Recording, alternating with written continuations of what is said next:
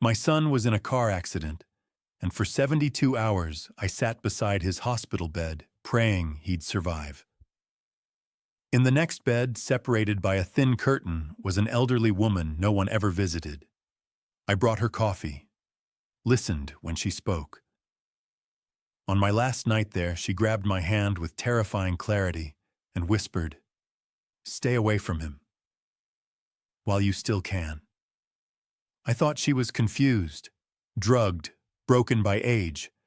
But 3 days after leaving that hospital, I discovered the truth and realized that warning wasn't madness.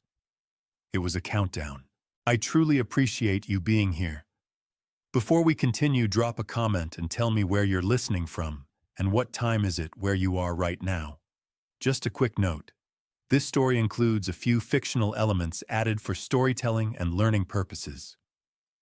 Any similarities to real people or places are purely coincidental, but the message behind it is meaningful and worth reflecting on. 72 hours. That's how long they said I'd have to wait. 72 hours before I'd know if my son would be okay. But what I didn't know was, those 72 hours would change everything. It started like any other Tuesday. I was at Portland Metal Works, where I'd worked for the past 20 years. Supervisor. Nothing fancy, but it paid the bills and kept me busy. The shop floor was loud that afternoon, grinders screaming, metal clanging, guys shouting over the noise. I was checking inventory sheets when my phone rang. Unknown number. I almost didn't answer, but something made me pick up. "Is this Graham Mercer?" "Speaking." "Mr. Mercer, this is Providence Portland Medical Center. Your son Blake Mercer has been in an accident. He's here in our emergency department." The clipboard slipped from my hands. The noise around me faded to nothing. What happened? Is he? "He's stable, sir, but you should come right away." I don't remember hanging up. I don't remember telling my foreman I was leaving. I just remember running to my truck, hands shaking so bad I could barely get the key in the ignition. Blake. My son. 42 years old, married with a kid of his own. But in that moment, all I could see was him at 7 years old learning to ride a bike. At 12, pitching his first Little League game. At 18, graduating high school. The drive to the hospital took 15 minutes. It felt like hours. Providence Portland Medical Center sits on the east side of town, a big concrete building that always reminded me of a fortress. I'd been there before when my wife Linda passed away 8 years ago. I hated the place, hated the smell, hated the fluorescent lights, hated what it represented. But I ran through those doors anyway. Blake Mercer. I gasped at the front desk. My son. He was brought in. The nurse, a young woman with kind eyes, nodded. "Third floor, Mr. Mercer. ICU. Take the elevator on your right. ICU, intensive care unit." My stomach dropped. The elevator crawled upward. A soft jazz version of some song I didn't recognize played overhead. I wanted to scream. When the doors finally opened, I practically fell into the hallway. A doctor met me there. Dr. Hartley, her badge said. She was in her 40s, calm, professional. "Look, Mr. Mercer, I'm Dr. Vanessa Hartley. Your son is stable. He was in a car accident on Highway 26. His vehicle hit a guardrail. He sustained a head injury, a concussion, we believe, and we're monitoring him closely for the next 48 to 72 hours. Can I see him?" "Of course, follow me." She led me down a hallway that smelled like antiseptic and floor cleaner. We passed rooms with half-open doors, glimpses of people in beds, machines beeping. Finally, she stopped. "He's in here. He's awake but groggy. Try to keep him calm." I stepped inside. Blake was lying in the bed, eyes half closed. There was a bandage wrapped around his head, an IV in his arm monitors attached to his chest. He looked small, vulnerable. Not like the confident real estate agent who always had everything under control. "Dead." His voice was rough, tired. "I'm here, son. I'm right here." I pulled a chair up beside the bed, took his hand. "How are you feeling?" "Like I got hit by a truck."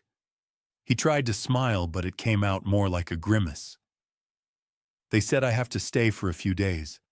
Observation or something." "That's okay. I'll stay with you." "Dad, you don't have to." "I'm staying." He didn't argue, just closed his eyes.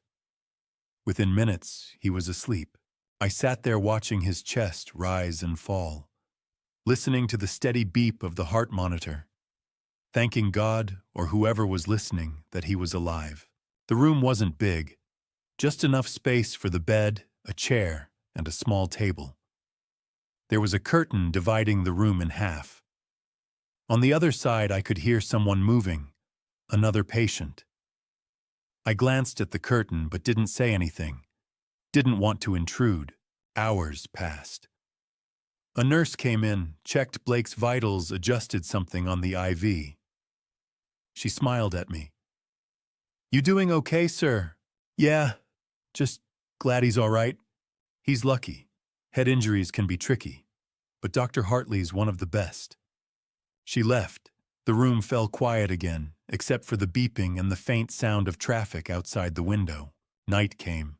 The light from the hallway cast long shadows across the floor. I leaned back in the chair, exhausted. My back ached. My eyes burned. But I didn't want to leave. That's when I heard it. A voice. Quiet. Almost a whisper. "Stay away from him." I froze. Looked around. Blake was still asleep. The voice hadn't come from him. "Stay away from him, while you still can." I stood up, slowly walked toward the curtain, pushed it aside just enough to see. An elderly woman was lying in the bed on the other side. She must have been in her 70s, thin, with white hair and pale skin. Her eyes were open, staring right at me. "Excuse me," I said softly. She didn't blink, just kept staring. Her eyes. God, her eyes. They looked terrified. "Oh, stay away from him," she said again, her voice trembling. "While you still can." I glanced back at Blake, then at her. "I'm sorry, ma'am. I think you're confused. That's my son. He was in an accident." "I know." She shook her head slowly. "I know, but you need to listen to me. Stay away from him, before it's too late." A chill ran down my spine. I didn't know what to say, didn't know what she meant. I wanted to ask her to understand. But before I could speak, a nurse came in, checked something on the woman's chart, and gently pulled the curtain closed again. I stood there for a long moment, staring at the curtain. My heart was pounding. What the hell was that? I sat back down in my chair, hands gripping the armrests. Tried to shake it off. She was probably on medication, confused. Didn't know what she was saying. But I couldn't stop thinking about her eyes. That fear, that warning. Stay away from him. The next morning, I woke up with a stiff neck and a head full of questions. I'd spent the night in that hospital chair, dozing off and on. Every time I closed my eyes, I saw her face. That elderly woman. The way she'd looked at me. But when morning light filtered through the window, I pushed those thoughts aside. Blake was awake, groggy, but stable. A nurse came in, checked his vitals. Blake asked for water. I helped him drink. Around 8, another nurse poked her head in. "Mr. Mercer, if you want to grab some breakfast, now's a good time." My stomach was growling. I hadn't eaten since yesterday afternoon. "I'll be right back," I told Blake. I walked down to the cafeteria, grabbed 2 cups of coffee and a couple of turkey sandwiches. On my way back, I stopped. Thought about the woman in the other bed. The one who'd said those things. I didn't know why. Maybe curiosity. But I found myself holding those 2 cups of coffee, standing outside Blake's room. When I pushed through the door, Blake was asleep again. I moved quietly toward the curtain dividing the room. "Ma'am," I said softly, "you awake?" There was a pause. Then, "Yes." I pulled the curtain aside. She was sitting up, her white hair pulled back. In the daylight, she looked less frightening. Just old. Tired. I brought you some coffee, if you want it. She looked at the cup, then at me.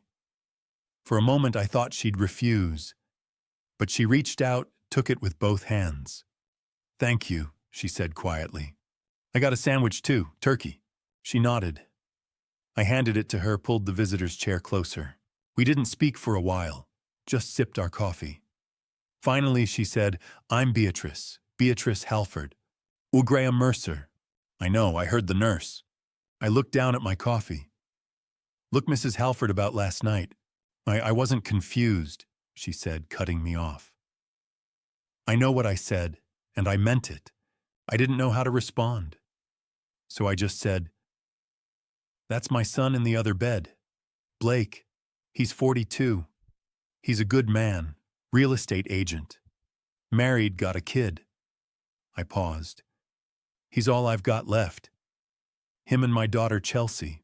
Mrs. Halford took a slow sip of her coffee. Where's your daughter? A Seattle, graphic designer. And your wife? My throat tightened. She passed away 8 years ago. Mrs. Halford nodded, her face softening. I'm sorry. Silence settled between us. Then she asked, how do you feel, Graham, when you're with Blake? The question caught me off guard. What do you mean? I mean, how does he make you feel? I opened my mouth, then stopped. Thought about it. I don't know. Sometimes tired, like I'm always trying to keep up, trying to say the right thing. I paused.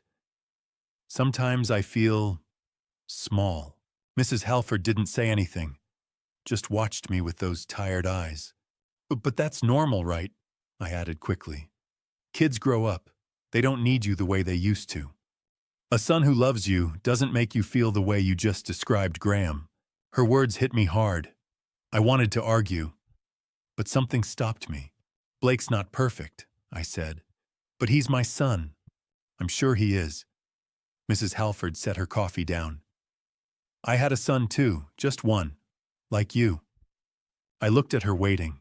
He was perfect, smart, charming, successful. He visited me every week, brought me flowers, took care of my bills, my accounts. She paused. He said he wanted to make my life easier, and I believed him. What happened? I had a fall, ended up in a hospital bed, just like this one. She stopped, her voice dropping. That's when my lawyer called. Said there'd been irregularities with my accounts. My chest tightened. Turns out, she continued, my son had been transferring money out of my accounts for years, small amounts at first, then bigger ones. By the time I found out, he'd taken nearly everything. My savings, my retirement, even the house was in his name. I felt sick. My God. I called the police. He's in prison now. 15 years. She said it flatly. No emotion. Just fact. I'm so sorry. Don't be sorry for me, Graham. She looked at me, her eyes sharp now. Be careful for yourself. Blake's not like that, I said automatically. Mrs. Halford was quiet for a long moment. Then she leaned forward slightly. To that first night before you came. She paused. I was awake when they brought him in. Your son. He was conscious. Groggy, but conscious. My hands tightened around my coffee cup. He made a phone call. She continued. I heard him say your name, Graham. And then I heard other things. Things about accounts. About houses. About making sure the old man doesn't find out. The room seemed to tilt. That's when I knew, she said quietly. That's why I had to warn you. I shook my head. No, you must have misheard. Blake wouldn't. I didn't mishear Graham. He was groggy, confused. He probably didn't know what he was saying. He knew exactly what he was saying. I stood up, nearly knocking over my chair. You don't know him. You don't know us. Blake's been through a lot lately. Work stress, family stuff. He wouldn't. Graham, he's my son. Mrs. Halford looked at me with something like pity. So was mine. I stood there, breathing hard. My mind was racing. Blake on the phone, talking about accounts, about the house, about making sure I didn't find out. No, it didn't make sense. Blake didn't need my money. He had his own career, his own life. But then I remembered something. A few months ago, Blake had asked me about my retirement accounts. Said he wanted to help me organize things, make sure everything was in order. I'd thought it was sweet, thoughtful. Now standing in that hospital room, I wasn't so sure. I know this is hard to hear, Mrs. Halford said gently. I know you don't want to believe it. I didn't want to believe it either. But Graham... She paused. You remind me of myself. Back when I still believed. Back when I thought love was enough to protect me from the truth. I wanted to tell her she was wrong, that Blake wasn't like her son, that I wasn't like her. But I couldn't get the words out, because somewhere deep down, a part of me was starting to wonder. 2 days passed. Blake's condition improved steadily. The doctors were pleased. No complications, no swelling, just rest and observation, they said. By the morning of the 4th day, Dr. Hartley gave him the all-clear. You can go home today, Mr. Mercer, she told Blake. But take it easy for the next week. No driving, no strenuous activity. And follow up with your primary care physician in 2 weeks. Blake nodded. Got it. Thanks, Doc. I was standing by the window watching the morning traffic on the street below. Relief washed over me. He was okay. My son was okay. I'll bring the truck around, I said, turning to Blake. Help you get your things together. Blake didn't look up from his phone. His thumbs moved quickly across the screen. Actually, Dad, Sabrina's on her way. She's gonna pick me up. I stopped. Oh, I thought I'd drive you home. Nah, it's fine. You've done enough already. He glanced at me briefly, then back at the phone. You should go home. Get some rest. You look tired. The words stung more than they should have. I'd spent 3 nights in that chair. Barely slept. Barely eaten. And now he was dismissing me. I don't mind, I said. I want to make sure you get home safe. Dad, I'm fine. Sabrina's got it covered. His tone was sharper now. Not angry exactly. Just done. Like I was an inconvenience. I stood there for a moment, not knowing what to say. Blake had always been independent, even as a kid. But this felt different. This felt like he was pushing me away. Okay, I said finally. If that's what you want. It is. I grabbed my jacket from the chair. Well, I'll wait until Sabrina gets here. Make sure you're all set. Blake sighed but didn't argue. A nurse came in, went over discharge instructions, handed Blake a folder of paperwork. He signed a few forms, barely reading them. I watched him trying to see past the bandage on his head, past the hospital gown. Trying to see my son. But all I saw was a stranger. A 42-year-old man who didn't need me anymore. Maybe that was normal. Maybe I was being too sensitive. But then I remembered what Mrs. Halford had said. About how Blake made me feel small, tired, like I was always trying to keep up. She was right. I shook the thought away, told myself I was overreacting. 20 minutes later, Sabrina arrived. I heard her heels clicking down the hallway before I saw her. Sharp, quick steps. She pushed through the door, her eyes landing on Blake immediately. Baby, are you okay?" She rushed to his side, took his hand in both of hers. "I'm fine," Blake said, smiling at her. A real smile. The kind he hadn't given me in days. Sabrina fussed over him, adjusting his collar, smoothing his hair. Her grip on his hand was tight. Protective. Almost possessive. "Hi, Sabrina," I said. She glanced at me. Barely. "Graham. Not Dad. Not even Mr. Mercer. Just Graham. Like I was an acquaintance. A co-worker. not her father-in-law. Thanks for staying with him, she added, her voice flat. Polite but cold. Of course, he's my son. She didn't respond, just turned back to Blake. Come on, let's get you home. I've got the car running downstairs. Blake stood slowly, a little unsteady. Sabrina wrapped an arm around his waist, supporting him. He leaned into her. I stepped forward. Blake, if you need anything, we're good, Dad. He didn't look at me. Just let Sabrina guide him toward the door. I followed them into the hallway, watched as they walked to the elevator. Sabrina pressed the button. The doors opened. They stepped inside. That's when it happened. Sabrina turned, looked at me over Blake's shoulder. Our eyes met.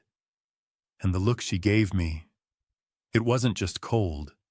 It was calculating. Like she was sizing me up.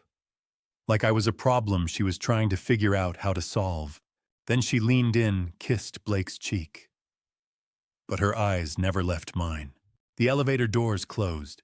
I stood there in the empty hallway, my heart pounding. Something about that look. Something about the way she'd held him. The way she'd brushed me off. Something was wrong. I didn't know what, but I felt it, deep in my gut. I turned and walked back to Blake's room. The bed was stripped. The monitors were off. The room was already empty, like he'd never been there. I looked at the curtain dividing the room. Mrs. Halford sighed. I hadn't said goodbye. I walked over, pulled the curtain aside. The bed was empty, stripped clean, just like Blake's. Excuse me, I said to a passing nurse. The woman who was in this bed, Mrs. Halford. Is she? Oh, she checked out early this morning, the nurse said. Around 6, I think. Said she was feeling better and wanted to go home. 6 in the morning, before I'd even woken up. Did she leave anything? Any message? The nurse thought for a moment. I'm not sure. Let me check. She walked into the room, looked around. Then she pointed to the pillow. There's something there. I walked over. On the pillow, folded neatly, was a small piece of paper. Hospital stationery. I picked it up, unfolded it. 4 words, written in shaky handwriting. Trust your instincts, Graham. I stared at the note for a long time. Read it again. And again. Trust your instincts. My instincts were screaming at me right now. Telling me something was off. Telling me to pay attention, to watch, to be careful. But my heart was telling me I was being paranoid. That Blake was my son. That Sabrina was just protective. That Mrs. Halford was a stranger who didn't know my family. I folded the note, slipped it into my pocket. Walked out of the room, out of the hospital, into the parking lot. The sun was bright. The air was cool. Portland was waking up around me. People going to work, living their lives. And I stood there in the middle of the parking lot with a note in my pocket and a knot in my stomach. Trust your instincts. But what if my instincts were wrong? What if I was about to ruin everything over nothing? I got in my truck, drove home. The note burned in my pocket the whole way. A week had passed since Blake left the hospital. A week since I'd stood in that parking lot with Mrs. Halford's note in my pocket. A week of trying to convince myself that everything was fine. But it wasn't fine. Blake hadn't called, hadn't texted. When I reached out to check on him, his responses were short. One-word answers. Fine. Good. Busy. I told myself he was recovering, adjusting, that I was overthinking things. But Mrs. Halford's words kept echoing in my head. Trust your instincts. That Thursday afternoon, I had my own appointment at Providence Portland Medical Center. Nothing serious, just a routine checkup. I'd had a minor heart scare a few years back, and my doctor liked to keep an eye on things. Blood pressure, EKG, the usual. Everything looks good, Mr. Mercer, the nurse said as she removed the blood pressure cuff. Dr. Patterson will be in shortly. I nodded, sat on the examination table, stared at the generic landscape painting on the wall. I hated hospitals. Always had. Even when there was nothing wrong, they made me feel like something was. Dr. Patterson came in, reviewed my charts, asked the standard questions. How was I feeling? Any chest pain, shortness of breath, I answered automatically. No, no, no. Great, he said, scribbling notes. Keep doing what you're doing. I'll see you in 6 months. I left the office, walked down the hallway toward the exit. That's when I saw her, Mrs. Beatrice Halford, sitting in the waiting area, hands folded in her lap, staring at a magazine she wasn't reading. I stopped. For a moment, I wasn't sure if I should approach her. We'd only spoken twice, and both times had been intense. But before I could decide, she looked up, saw me, and smiled. Graham. Oh, Mrs. Halford. I walked over. What are you doing here? Follow-up appointment. Making sure this old body still works. She set the magazine down. And you, same, routine checkup. Good. That's good. She looked at me closely. How's your son? The question hit harder than it should have. He's fine. Home. Recovering. And how are you? I hesitated. I don't know. Mrs. Halford nodded slowly like she'd expected that answer. Would you like to get some coffee, Graham? I have time before my appointment. I should have said no. Should have made an excuse and left. But I didn't. Yeah, I said. I'd like that. We walked down to the cafeteria. Same sterile space as before. Same burnt coffee smell. I bought us 2 cups, and we sat at a corner table away from the few other people scattered around. For a while, we just sipped our coffee.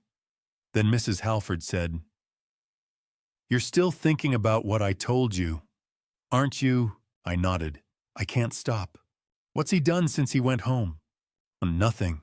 That's the problem. He barely talks to me. When I call, he's short, distant, like I'm bothering him.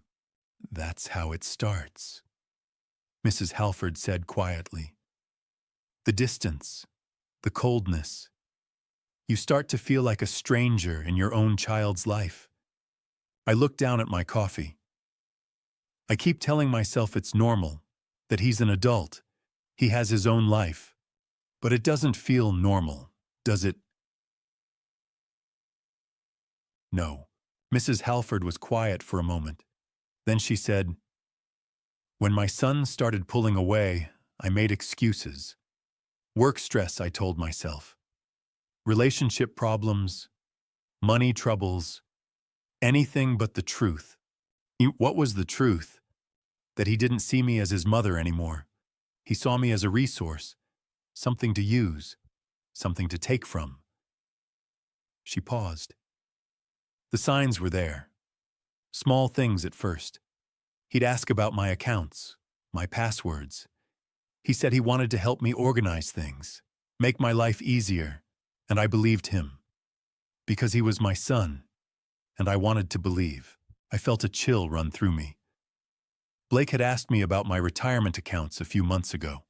Said the same thing. Let me help you organize things, Dad.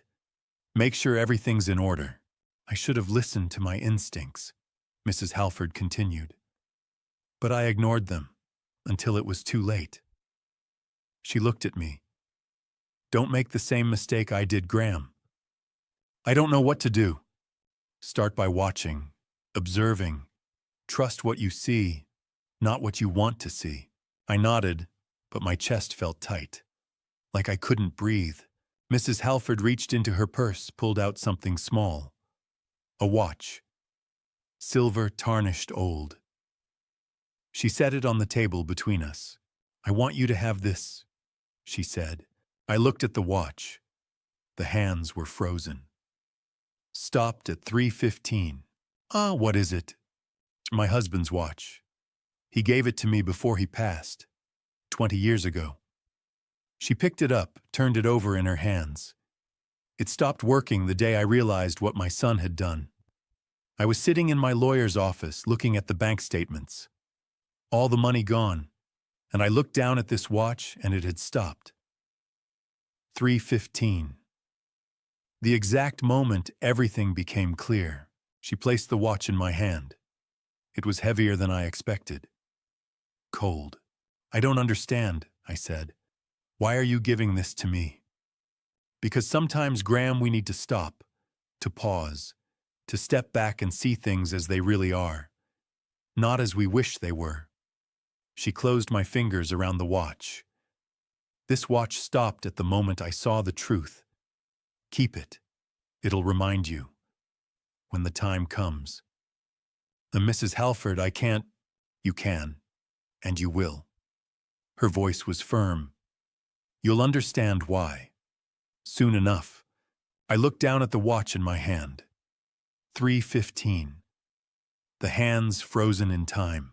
Thank you, I said quietly. She smiled, stood slowly. I should get to my appointment. Take care of yourself, Graham. And remember, trust your instincts. She walked away. I sat there holding the watch, feeling its weight. I slipped it into my pocket.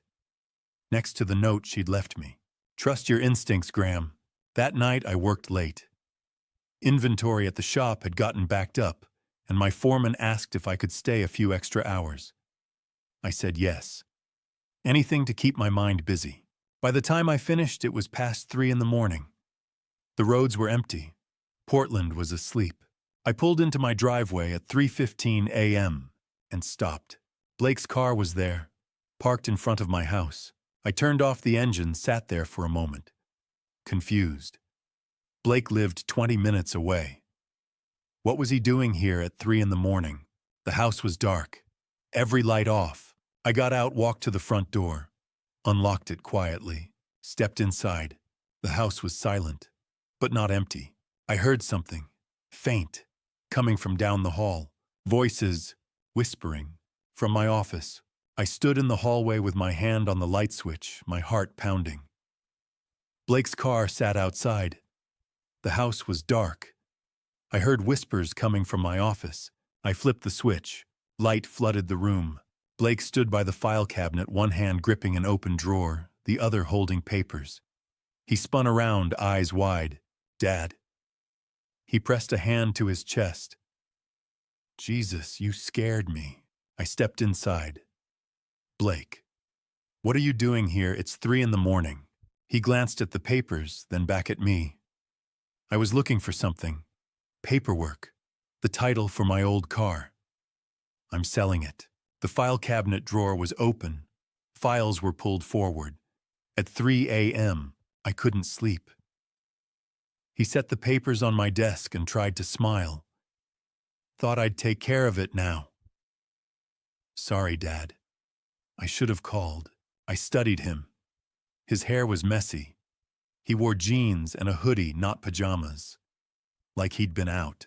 How'd you get in? I still have a key. From when I lived here. He shrugged. Hope that's okay. It wasn't. I said nothing. Did you find what you needed? Not yet. I thought it might be in here. He gestured at the cabinet. But I can come back later. Yeah, that'd be better. He nodded and headed for the door, then stopped. You working late tonight? Overtime. At the shop. You should get some sleep. You look exhausted. He left. I heard the front door close, the engine start, the car pull away. I stood there staring at the open drawer. The files weren't put back properly. Something felt wrong. I checked inside. Financial documents, tax records, bank statements. I closed the drawer, turned off the light, and went to bed. I didn't sleep. 3 days later, I was cleaning my office. I do it monthly, organize files, shred paperwork, keep things in order. That's when I noticed it. The financial folders were out of sequence. Documents I kept carefully arranged were mixed together like someone had searched through them quickly. Then I checked my checkbook. It stays in the top desk drawer, always in the same spot. I track every check number. 3 checks were missing. Not cleanly torn out. Ripped. My stomach tightened. I opened my laptop and logged into my bank account. There it was. A transfer of $5,000 to Blake Mercer, dated 2 weeks earlier. I stared at the screen. Had I sent him money and forgotten? No. I would remember $5,000. The rest of the transactions were normal. Mortgage, utilities, groceries, only that transfer. I called the bank. Providence Bank. How can I help you? This is Graham Mercer. I need to speak with Lindsay Crawford. One moment. My hands shook. Graham Lindsay's voice was warm and familiar. She'd handled my account since Linda passed. Everything okay? I need to come in today. I have questions about my account. Of course. 2 o'clock. I'll be there. Providence Bank sat on Morrison and 3rd. I'd banked there for 20 years. Lindsay met me in her office, neat and quiet family photos lining her desk. What's going on, she asked. There's a transfer I didn't authorize. $5,000. To my son. She pulled up my account. Yes. Authorized on the 15th. I didn't authorize it. She frowned. Are you sure? I'm sure. She clicked through screens. Let me pull up the authorization. She printed a form and handed it to me. My name. Blake's name. $5,000. At the bottom was my signature. It looked exactly like mine, the loop in the G, the crossed M. But I hadn't signed it. I didn't sign this. Lindsay's face changed. Graham. This is the 3rd transfer this year. My blood ran cold. 3rd. She turned the screen toward me. March $20,000. June $35,000. October $5,000. $60,000. I couldn't breathe. The signatures match, she said carefully. All 3. She showed me the forms. Perfect copies of my handwriting. I didn't authorize any of this. If these signatures are forged, she said slowly, that's serious. I know. She looked at Blake's name, said nothing. What do you want me to do, she asked. Freeze my account. No more transfers. I can do that today. I need copies of everything. She printed the documents and placed them in an envelope. As I stood, my legs felt weak. You should talk to a lawyer, she said quietly. And be careful. I nodded and left. I sat in my truck holding the envelope. 3 papers. 3 perfect forgeries. Proof my son had stolen $60,000 from me. I thought about Blake in my office at 3 in the morning. He wasn't looking for a car title. He was looking for account numbers, signatures, access. I remembered how he'd asked about my finances months earlier. Said he wanted to help. Make things easier. And I'd let him. I stared at the envelope. $60,000. I didn't remember leaving the bank. One moment, I was sitting across from Lindsay Crawford, staring at authorization forms with my signature on transfers I'd never made. The next, I was in my truck in the parking lot, hands gripping the steering wheel so hard my knuckles had gone white. $60,000. 3 transfers over 9 months. Forged signatures. Blake. The word kept circling in my head like a vulture. My son. The boy I'd raised. The man I'd trusted with access to my accounts because he was family. Because I'd never imagined I'd need to protect myself from him. Mrs. Halford's voice echoed in my memory. I heard him talking. About you. About money. About plans. The watch in my pocket felt like it weighed 100 pounds. I pulled out my phone and scrolled to Philip Weston's number. Philip had been our family lawyer for 30 years, handled Linda's estate, helped me set up my retirement accounts, drafted my will. He was more than a lawyer. He was a friend. He answered on the second ring. Graham, everything okay? Hey, Philip. My voice came out rough. I need to see you. Today.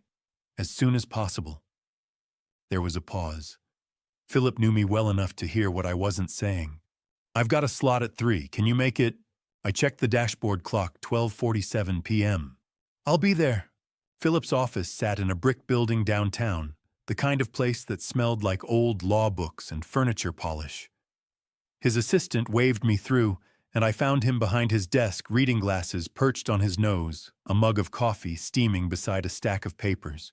He stood when I entered, his expression shifting from professional courtesy to concern the moment he got a good look at me. Graham, sit down. I sat. For a long moment, I didn't know where to start. I think Blake is stealing from me. The words hung in the air like smoke. Philip didn't react, not visibly. but I saw his jaw tighten slightly. "Tell me everything." So I did. I told him about Mrs. Halford's warning at the hospital, about finding Blake in my office at 3:15 a.m., about the missing checks and the bank meeting with Lindsay. I told him about the $60,000 and the forged signatures that looked so much like mine that even I had to stare at them to see the difference. When I finished, Philip leaned back in his chair, his fingers steepled under his chin. "Have you confronted Blake about any of this?" "No." "Good." He leaned forward. "Graham, I've known you for 30 years. If you think something's wrong, it probably is. But right now, you don't have enough. You have suspicions. You have transfers you don't remember authorizing. But Blake will have explanations. He'll say you forgot. He'll say you signed something without reading it. He'll make you doubt yourself. So what do? You gather evidence, real evidence. Before you confront him, you need to know everything." Philip reached for his phone. "I'm going to give you a name. Simon Vaughn. He's a private investigator, discreet professional, and very good at what he does.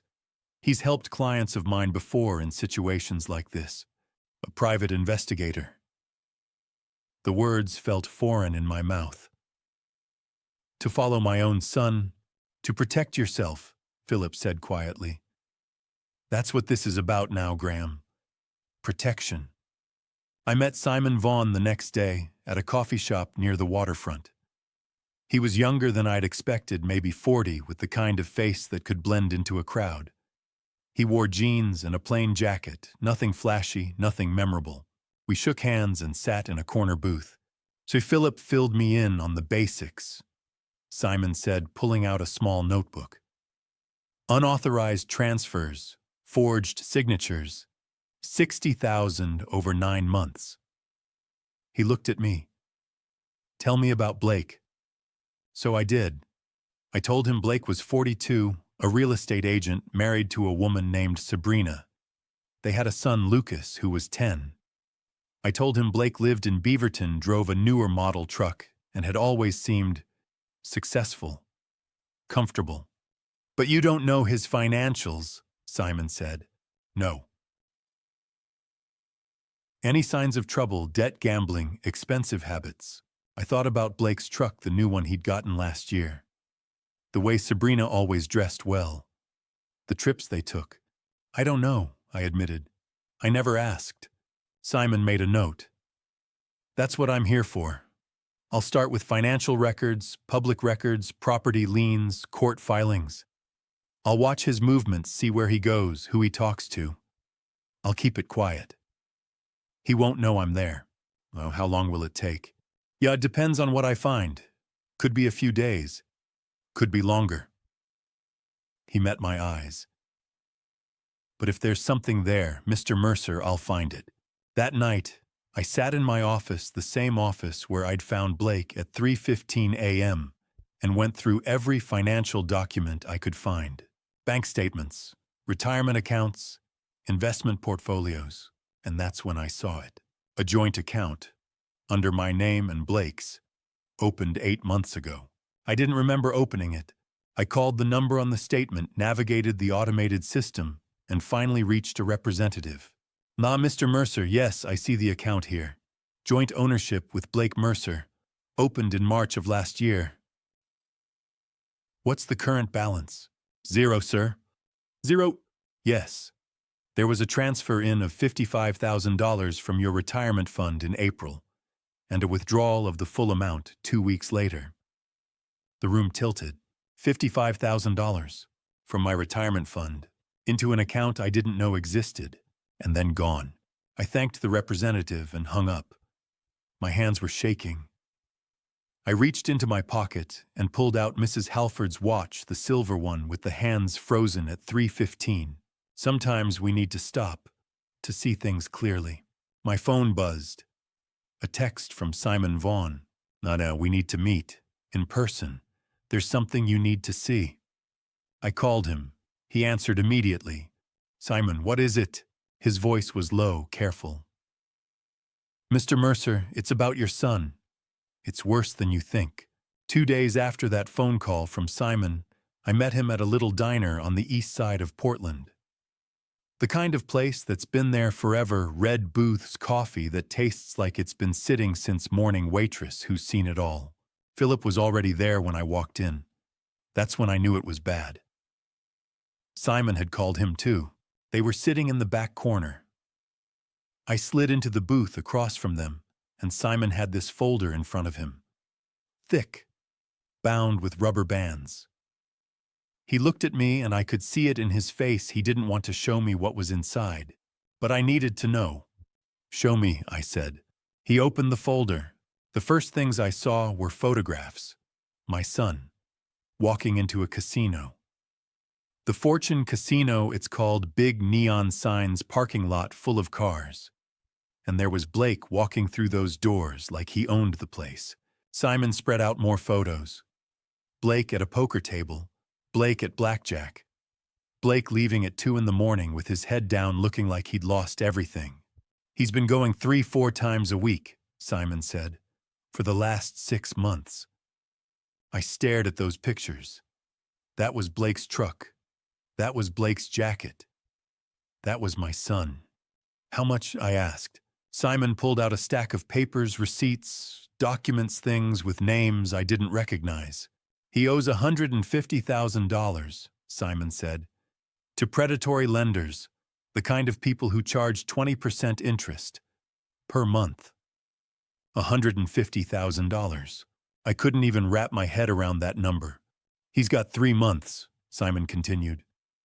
Before they start coming after collateral, Philip leaned forward. Graham, these aren't banks. These are dangerous people. I just sat there, staring at those numbers, trying to understand how my son, my boy, had gotten himself into this. Then Simon pulled out more papers. These are emails, he said, between Blake and Sabrina. I pulled them from Blake's cloud backup. I didn't want to read them, but I had to. The first one was from Blake to Sabrina. The subject line said, "We need to talk." In the email, Blake wrote, "We have to deal with the old man." The old man, that's what he called me. He wrote, "He's sitting on a gold mine and doesn't even know it. The house is paid off, retirement accounts, everything. If we can get the deed, we're set. We can pay off the debt and start over." I had to stop reading for a second. My hands were shaking. Simon pointed to the next email. Sabrina's response. She'd written back how he's not just going to hand it over. And Blake's reply, I can still see those words. They'd leave that to me. He trusts me. He'll sign whatever I put in front of him. He won't even realize until it's too late. I set the papers down. My hands wouldn't stop shaking. There's one more thing, Simon said quietly. He pulled out a small digital recorder, the kind investigators use. He set it on the table between us. This is from 3 nights ago, he said. Blake was at a bar near the casino, talking to someone. He pressed play. I heard bar noise, glasses clinking, people talking. And then I heard Blake's voice, clear as day. He was saying, "My old man? Yeah, he's loaded. House is paid off, retirement fund, the works. Once I get my hands on that deed, I'm golden." Someone else laughed, asked him, "You really gonna do that to your own dad?" And Blake, my son, the boy I raised, said, "He's 67. What's he need a house for? He'll be fine in some assisted living place. And I'll finally be out of this hole." Simon stopped the recording. The diner kept going around us. People eating breakfast, waitress refilling coffee. But in that booth, everything had stopped. "That's my son," I said, and I heard my voice crack. "That's the boy I held when he was born. The boy I taught to ride a bike. The boy I went to every baseball game for." Philip reached across the table, put his hand on my shoulder. Didn't say anything. Just let me sit there. Because what do you say to something like that? After a while, Philip spoke. His lawyer voice, steady. "Graham, we need to act, now." I looked up at him. "You'll freeze your accounts. All of them. Transfer your assets into a protected trust. change your will, change the locks on your house. He paused.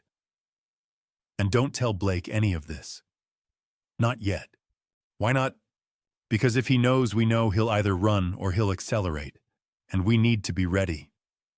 I reached into my pocket, pulled out that old silver watch Mrs. Halford had given me, the one that stopped at 3:15. Sometimes we need to stop to see things clearly. I'd stopped, and now I could see everything. I need to talk to him, I said. I need to hear him say it, to my face. Philip shook his head. Not yet. Not until everything's in place. So what do I do? You act normal, Simon said. You keep him close, and you let us do our job. That night Blake called me. My phone lit up with his name, and I just stared at it for a few rings. Then I answered. Hey, Dad, he said. Warm, casual, like nothing was wrong. Blake. Listen, I hate to ask, but I'm in a bit of a bind. I need to borrow some money. 20,000, maybe 30 to be safe. I'll pay you back, I swear. $20,000, on top of the 60,000 he'd already taken without asking. On top of the 55,000 from that account I didn't even know existed.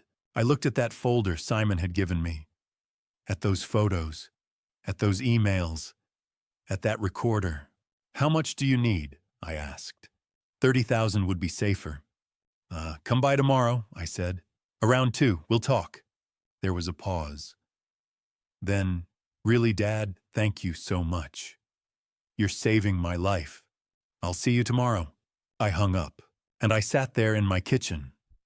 The kitchen where Linda and I used to make breakfast together, where we raised our kids, where Blake used to sit at that table doing his homework, the house he was planning to take from me. Mrs. Halford's voice came back to me. Stay away from him, while you still can. But it was too late for that. Tomorrow my son was coming home, and this time I'd be ready. I'd imagined that moment 100 times. What I'd say, how I'd feel, what Blake would do when I showed him the evidence.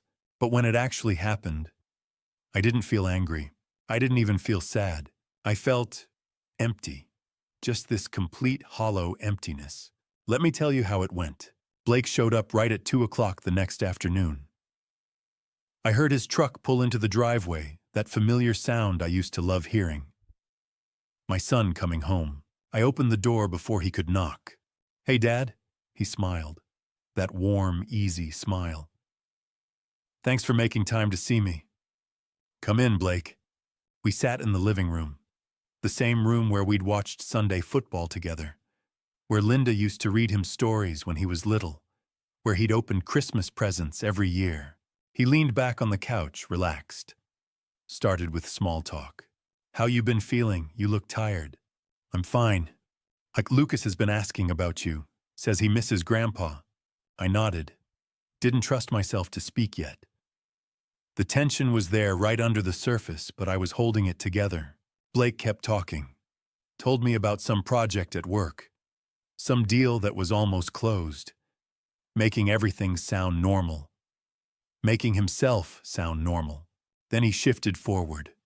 Got to the point. So, Dad, there's something I wanted to ask you about. He paused. Gave me that smile again. I'm expanding the real estate business. Big opportunity, commercial properties, really solid stuff. I just looked at him. I need to borrow some money, he said. About 50,000. 50,000. Not the 20 or 30 he'd asked for on the phone. 50. Just a loan, he continued quickly. I'll pay you back in 6 months. With interest. This is a sure thing, Dad. I wouldn't ask if it wasn't. I sat there for a long moment, just looking at my son. At this man who used to hold my hand crossing the street. What kind of business, Blake? I told you, real estate, commercial. What kind of business? I said it slower this time. Gambling. His face went white. He tried to laugh it off. What, Dad? I stood up, walked to my office, came back with the folder Simon had given me. I set it down on the coffee table, right in front of him. Explain this, I said. I opened it, Spread out the photos. Blake walking into the Fortune Casino. Blake at poker tables. Blake at blackjack. Blake leaving at 2 in the morning looking like he'd lost everything. That I can explain this too. I pulled out the emails, the ones between him and Sabrina, about the old man, about getting the house deed, about how I wouldn't realize until it was too late. Blake went quiet and explained this. I took out the recorder, pressed play. His voice filled the room. Once I get my hands on that deed, I'm golden. He won't even know what hit him until it's done. I stopped the recording. The silence was so thick I could barely breathe. Blake shot up out of his chair, fast. His face was red now. You had me followed. His voice was loud, angry. What kind of father does that to his own son? My hands were shaking, but I kept my voice steady. The kind of father, I said quietly, whose son just took $60,000 from him without asking. I didn't take it, I borrowed it. Borrowed. My voice cracked a little. Without asking, with forged signatures. Blake started pacing, running his hands through his hair. And they were going to hurt us, Dad. The lenders. They threatened Sabrina. They threatened Lucas. I didn't have a choice. You had a choice, Blake. I could feel the tears coming now. You could have come to me. You could have asked me. You could have told me the truth. And would you have given me the money? I looked at him. Really looked at him. I would have helped you, I said. But not like this. Not with lies. Not with you planning to take my house out from under me. You don't understand. You're right. My voice broke completely now. Tears were streaming down my face. I don't understand. What I don't understand is how my son, the boy I raised, the boy I loved, became someone I don't even recognize anymore. I took a breath, asked the question that had been sitting in my chest, like a stone. What about me, Blake? Don't I count as family? Aren't I part of your family? He stood there, staring at me with this cold, distant look I'd never seen before, and he didn't answer. He just turned around, walked straight to the door, and slammed it so hard the whole house shook. Bang! I heard the crash immediately. Something falling, glass shattering. I looked over. A picture had fallen off the wall. Face down on the floor. Glass everywhere.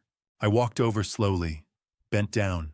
It was Linda, my wife, Blake's mother, the woman who'd held him the day he was born, who'd loved him more than anything in this world. Her picture, lying there, broken. Philip had said it the day before when I'd called him right after Blake left. This is going to get ugly, Graham. Blake's not going to back down quietly. I'd nodded, even though he couldn't see me over the phone. I know, I'd said. But I have to protect what's left. The next morning, I met Philip and Simon at Philip's office. We sat around his conference table, the three of us, and the air felt heavy. Like we were planning for war. Because in a way we were. Philip laid it all out, step by step. What we needed to do to protect me. To protect everything Linda and I had built. First, he said, we freeze the accounts. Immediately. Every single one. He pulled out paperwork. Started walking me through it. Chica, we'll require 2-factor authentication for every transaction. Change all your passwords. Change all your PINs. Make it so Blake can't access anything even if he tries. I signed the forms. My hand was still bandaged from where the glass had cut me the night before. Second, Philip continued, we changed the will. He showed me the old one. The one Linda and I had drafted years ago when the kids were younger. When we still believed Blake would take care of things. Blake was set to inherit 60%. Chelsea 40. We're changing it, Philip said. Chelsea becomes the primary beneficiary, 80%. And Lucas, I asked. My grandson. Blake's son. The boy who had nothing to do with any of this. We set up a trust fund, 20%, Education only. Blake can't touch it. When Lucas turns 18, it's his. For college. For his future. And Blake. Philip looked at me. Blake gets 0. I nodded slowly. It hurt. Even after everything it hurt to do that to my own son. But I had to protect what was left.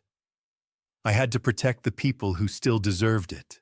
Third, Philip said, we changed the locks. Today. Every lock in the house, every key Blake has, he doesn't get to use them anymore. Simon leaned forward. Mr. Mercer, there's something else you need to understand. I looked at him. My Blake owes money to very dangerous people, Simon said. People who won't wait. He's desperate. And desperate people do reckless things. What are you saying? I'm saying you need to be careful. Keep your doors locked. Don't open the door if Blake shows up. And if he does anything that feels threatening, you call the police immediately. My stomach turned. What about Lucas, my grandson? Philip answered. The trust protects him. Blake can't touch that money. And if things escalate, we can petition for a restraining order. Keep Blake away from you completely. I sat there for a moment, looking at these two men who were helping me, who were trying to keep me safe from my own son. I want to protect what's left, I said quietly. And I want to protect my real family, the people who actually care. Philip nodded. Then that's what we'll do. After the meeting, I went home. The house felt different now, emptier, like something had been carved out of it. I sat in my office, looked at Linda's photo, the one I'd replaced the glass on that morning. Her face smiling back at me. I wondered what she'd think, what she'd say. I thought about Chelsea, my daughter, the one person who'd never asked me for anything, who'd moved to Seattle and built her own life and called every week just to check on me. And I realized I hadn't told her about Blake, about any of this. She deserved to know. I picked up the phone, dialed her number. She answered on the third ring. Dad, how are you? Her voice, warm, happy, almost broke me. Chelsea, I said. I need to talk to you about Blake. There was a pause. What about him? So I told her everything. The gambling, the debt, the money he'd stolen, the emails with Sabrina, the recording, the confrontation, the plan to take the house. I told her all of it. When I finished, there was silence. A long, heavy silence. Then I heard her crying, "Shh, Dad." Her voice was shaking. I'm so sorry. I should have noticed. I should have. It's not your fault, sweetheart. It's not your fault, I said again, firmer this time. None of this is your fault. She was quiet for a moment. Then her voice changed, got stronger, more determined. Dad, I'm coming home, tonight. You don't have to face this alone. Chelsea, you don't need to. I'm coming home, she said. Start getting the guest room ready. I'll be there in the morning. I felt tears coming. But this time they weren't tears of grief. They were tears of relief, because I wasn't alone anymore. That night I couldn't sleep. I kept thinking about Linda, wondering what she'd feel if she knew, wondering if I'd failed her. Failed as a father. Failed as a husband. At 3:15 in the morning, I was still awake. I reached over to my nightstand, picked up Mrs. Halford's watch, the silver one with the hands frozen at 3:15. I stared at it in the darkness, and suddenly I understood. She'd set it at the hospital. Sometimes we need to stop, to see things clearly. But it was more than that. Sometimes you have to stop, to protect yourself, to save yourself, to choose who you're going to fight for. The watch had stopped at 3:15, the moment Mrs. Halford realized the truth about her son. The moment she chose to save herself instead of letting him destroy her. And now, at 3:15 in the morning, I was doing the same thing. I was choosing to save myself. I was choosing Chelsea and Lucas and the life Linda and I had built.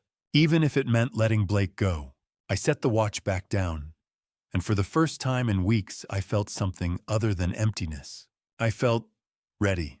2 weeks passed. Quiet weeks. Blake didn't call, didn't show up, didn't try to contact me at all. And I started to think maybe, just maybe, he'd finally understood. Maybe he'd backed off. Maybe the worst was over. I should have known better. Chelsea came home the day after that meeting with Philip. She drove down from Seattle with 2 suitcases and moved right back into her old bedroom, the one she'd had in high school, with the same pale blue walls and the same view of the backyard. Having her there, it changed everything. We fell into a routine, a good one. Mornings we'd sit in the kitchen together with coffee. She'd tell me about work, graphic design projects, clients' deadlines. I'd listen and ask questions and realize how little I'd known about her life up in Seattle. She helped me go through the finances. Every account, every statement, every transaction. Making sure everything was locked down. Making sure Blake couldn't get to anything else. We cooked together. Recipes Linda used to make. Pot roast on Sundays. Pancakes on Saturday mornings. It felt like home. Like family. We went for walks around the neighborhood. Stopped at the farmer's market on weekends. Normal things. Simple things. One evening we were sitting in the living room with tea. Just talking. And I told her about Mrs. Halford. The woman from the hospital. The one who'd warned me about Blake. I showed her the watch. Chelsea held it carefully. Looked at it. "Dad," she said quietly, "you should find her. Thank her. She saved you." "Maybe," I said, "someday. Don't wait too long." Chelsea looked at me. "Life's short." I pulled her into a hug, and I thought, I'm lucky. Even after everything, I still have this. I still have her. Those 2 weeks felt like healing. Like maybe I could actually move forward.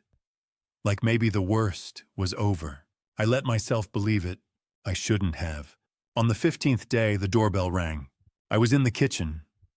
Chelsea was upstairs working on her laptop. I walked to the door and opened it. Blake was standing there, but he looked different. Clean, shaved, wearing a plain white t-shirt and jeans. His eyes were red like he'd been crying, but he wasn't angry, wasn't defensive. He just looked broken. "No," he said quietly. "Can we talk, please?" I heard Chelsea coming down the stairs behind me. Blake saw her. "Hey, sis." "Blake." Her voice was cold. Blake looked back at me. "Please, just 5 minutes." Chelsea was shaking her head, warning me. But something in Blake's face. I'm still a father, even after everything. "Come in," I said. Blake sat on the couch. Chelsea stood in the doorway to the kitchen, arms crossed. Watching him, Blake looked down at his hands. "Dad, I've been thinking about what you said, about what I did." He paused, took a breath. "I joined Gamblers Anonymous. I've been going to meetings every single day for 2 weeks. He pulled something out of his pocket, a card. "Attendance stamps, 14 of them. I'm trying to start over," he said. "For real this time." He looked up at me, eyes wet. "I know I messed up. I know I hurt you, but you're my dad, and I need help. Real help. Please." His voice cracked. "Just give me one more chance." I stared at him, at the attendance card, at his face. Part of me wanted to throw him out. Part of me remembered the evidence, the emails, the recording, everything Simon had shown me. But part of me, the part that's still his father, wanted to believe him. Chelsea stepped forward. "Blake, you stole from him. You forged signatures. You were planning to take his house." "I know." Blake's voice broke. "I know. And I'm so sorry. I was desperate. I made terrible choices." He wiped his eyes. "But I'm trying to change. Please, Dad. One last chance." I sat there, silent, looked at the card in his hand, looked at his face, remembered him as a little boy, holding my hand, calling me Dad. One chance. I said slowly. Just one. But there are conditions. I laid out the conditions right there in the living room.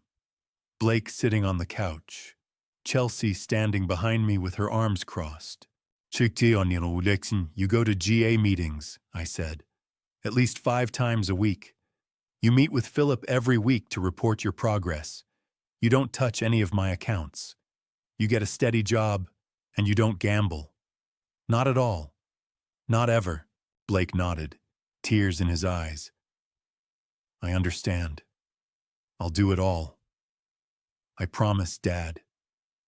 I won't let you down. Chelsea made a noise behind me, like she wanted to say something, but stopped herself. One more thing, I said. If you break any of these conditions even once we're done, you understand me done. I understand, Blake said quietly. And God help me, I wanted to believe him. The first thing I did was pay off the debt. I called Philip, told him what I wanted to do. He wasn't happy about it. Graham, are you sure about this? I'm not doing it for Blake, I said. I'm doing it for Sabrina, for Lucas. They're innocent in all this. Philip sighed. All right, I'll make the arrangements. It took a week.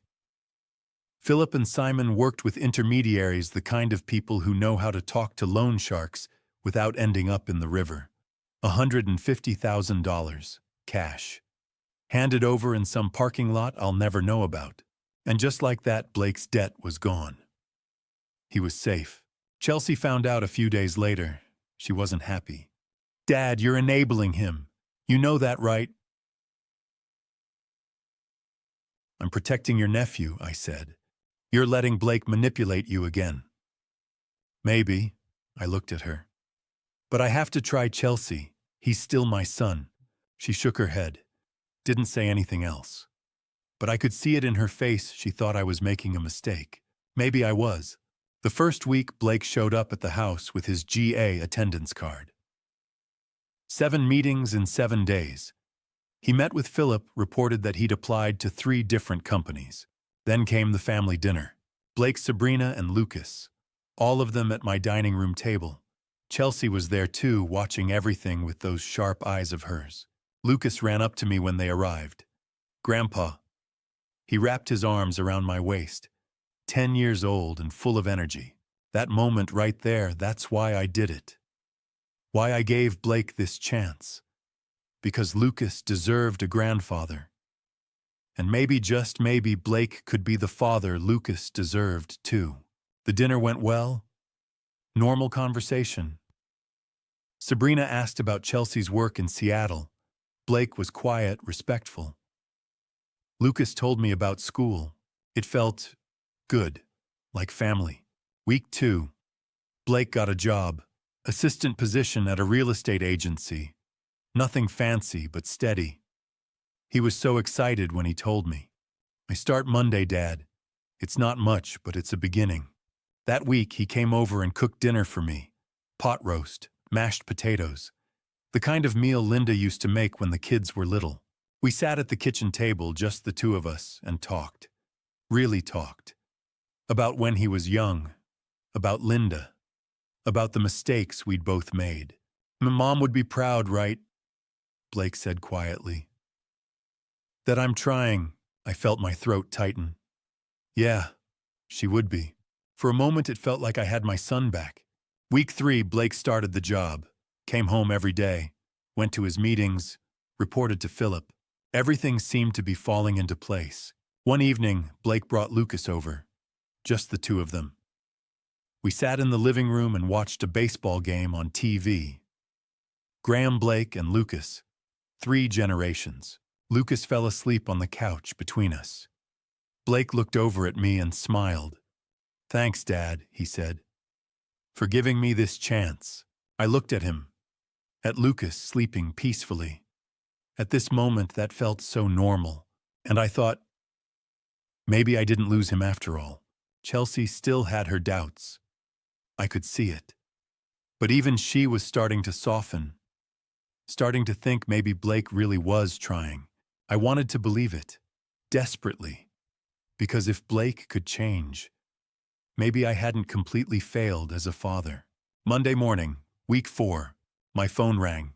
Lindsay Crawford, the bank manager. Mr. Mercer, I need you to come to the bank.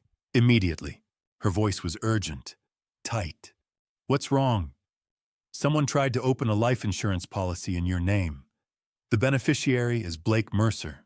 $500,000. The room tilted. What? What, you need to come in, Lindsay said. Now, there's more. I hung up, stood there in my kitchen, staring at nothing. $500,000. Life insurance. With Blake as the beneficiary, my hands started shaking. I grabbed my keys, grabbed my coat, and I drove to the bank with my heart pounding in my chest. Because I knew, deep down I'd known all along. Blake hadn't changed. He'd just gotten better at lying. I drove to the bank with my hands shaking on the wheel. Lindsay was waiting for me in her office. Door closed. Face serious. Mr. Mercer, she said quietly. I'm sorry you have to see this. She handed me a folder. I opened it. Life insurance policy? Secure life insurance? 10-year term. Insured person Graham Mercer, age 67. Death benefit $500,000. Beneficiaries Blake Mercer 60%. Chelsea Mercer 40%. I stared at the numbers. $300,000 to Blake. $200,000 to Chelsea. Filed 2 weeks ago. Right in the middle of Blake's redemption. Right when he was going to GA meetings and cooking pot roast and playing with Lucas. The signature at the bottom looked like mine. Perfect. Like someone had practiced it 1,000 times. I never signed this, I said. My voice sounded far away. I know, Lindsay said. That's why I called you. The signature is perfect. But something felt wrong. She leaned forward. So I called Secure Life directly. They confirmed the application. They have a medical exam scheduled for you next week. If you pass that exam, the policy goes into effect. I looked up at her. And if something happens to me? Oh, Blake gets $300,000. The room felt cold. Very cold. This wasn't just stealing anymore. This wasn't just fraud. Blake wanted me dead. He wants me dead, I said out loud. Hearing the words made them real. Lindsay's face was grave. Mr. Mercer, I've already contacted Secure Life.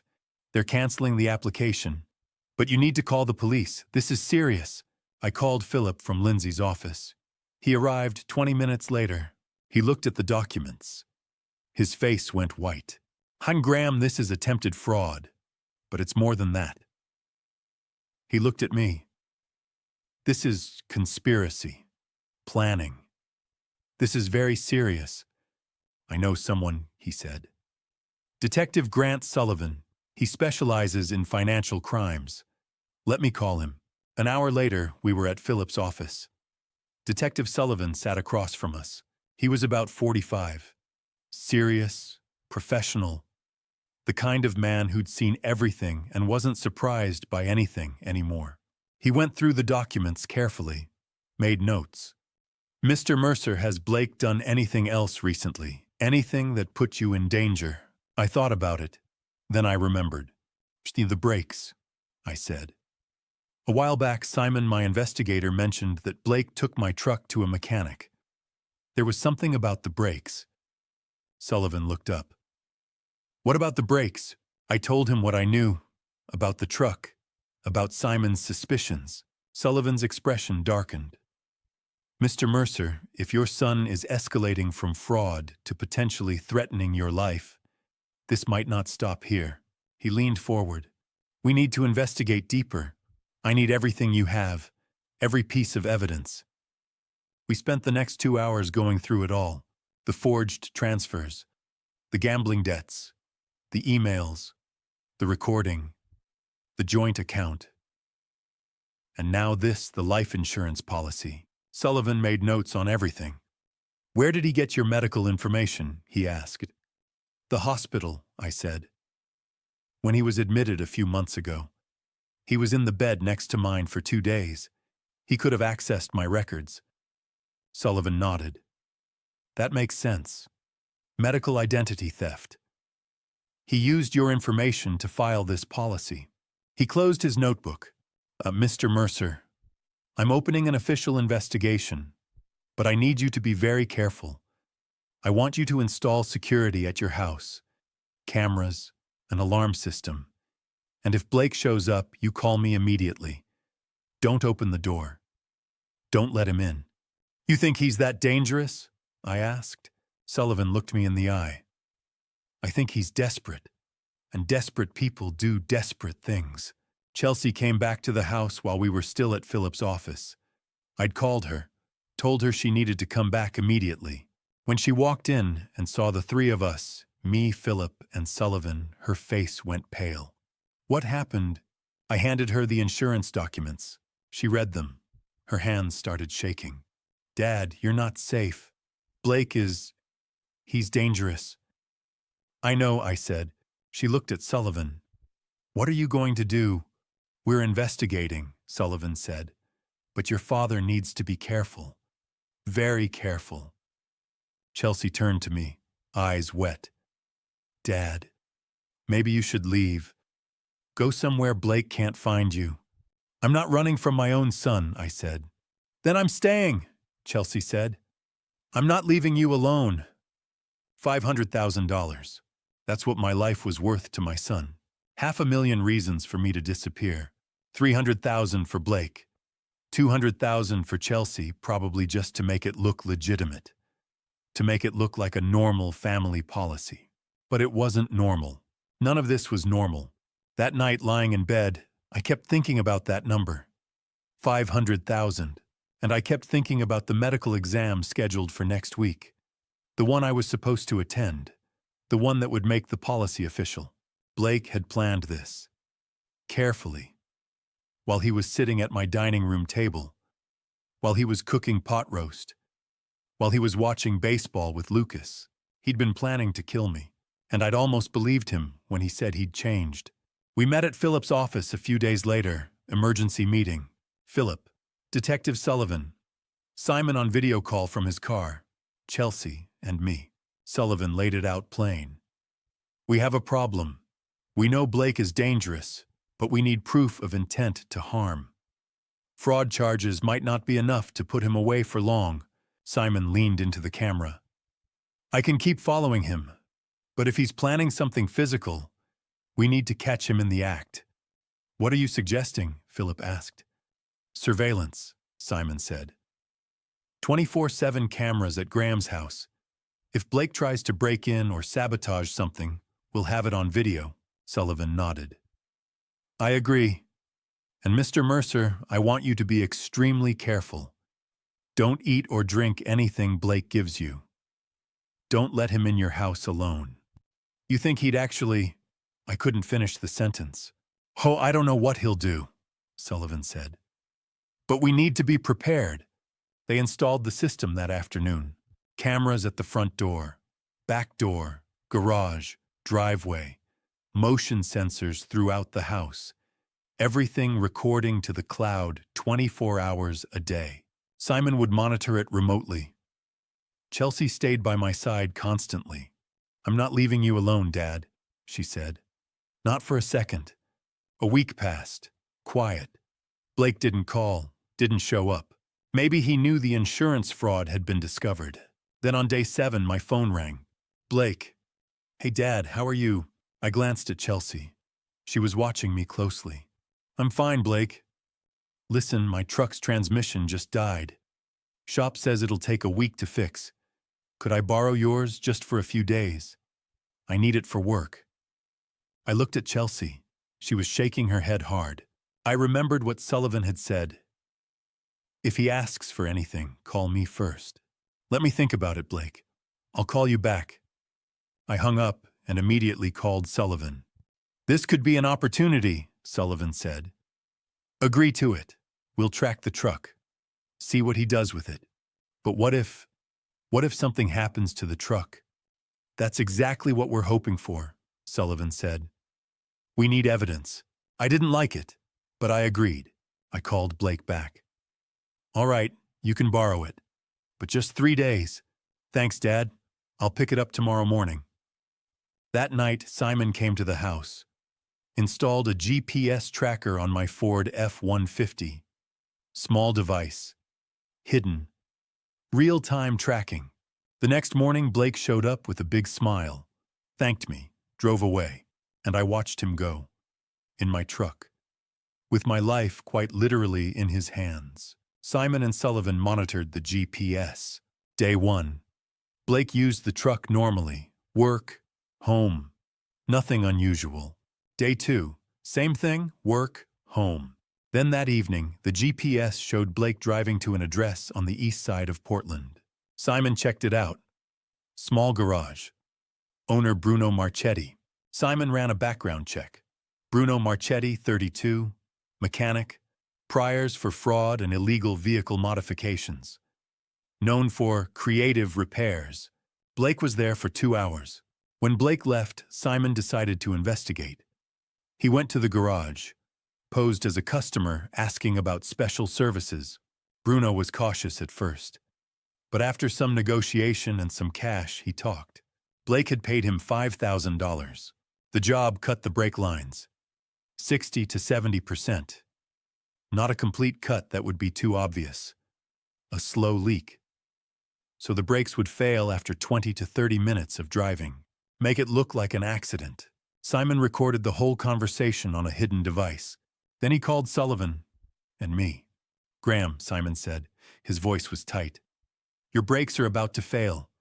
Your brakes are about to fail." Simon's words hung in the air like a death sentence. I was standing in my kitchen, phone pressed to my ear, Chelsea right next to me watching my face. "We need to fix them," I said. "Right now, before—" "Wait." That was Sullivan's voice. He'd been on the call too, listening. "Graham, this is our opportunity." "What?" "How we stage an accident," Sullivan said.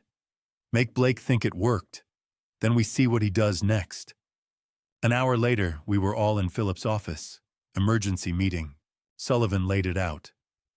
"Blake sabotaged your brakes. He expects you to drive that truck.